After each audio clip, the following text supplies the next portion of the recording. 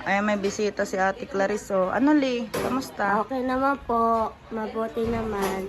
Oh, anong pakiramdam na nakita mo sa Ate Clarice na ganyan, nasa ganyang kalagayan? Malungkot naman po kung hindi ko makasama sa Ate Clarice. Ano yung mas pinaka namimiss mo kay Ate Clarice? Na nasayaw kami. Nakakantahan. Masaya. Papalaro. Hindi ko makasama sa Ate Clarice. Sa mga araw.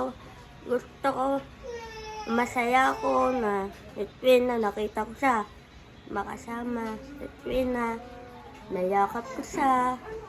Natabi pa kami natulog. Katabi mo siya matulog? Galing na Ashley yan. Hindi ka na nalulungkot ngayon, wala ka nang katabi. Wala na. Malungkot na ako eh. Patay na si Ate Clarice.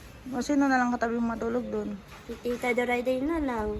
Kayo na lang doon. Hindi na ninibago kayo kasi wala na si Ate Clarice mo. Wala na po. Kasi di ko makasama si Ate Clarice. When ako nakita ko sa masaya, malungkot ako. O mamaya kakantaan niyo si Ate Clarice mo ha.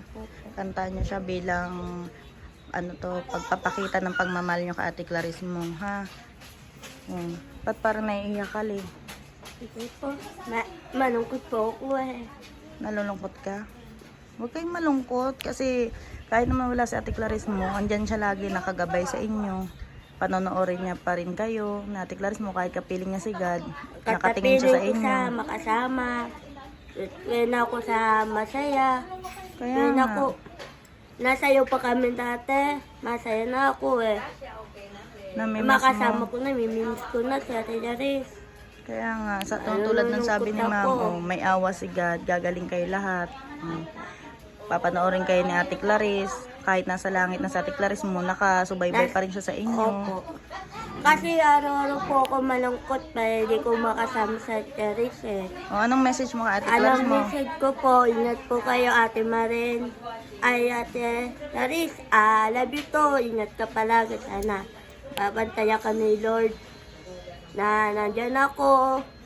Hanggang napalaban ako sa ng buhay ko para sa iyo. I love you to Ate Darisa. Ingat kayo palagi. I love you so much. I love you so much, Ate Daris.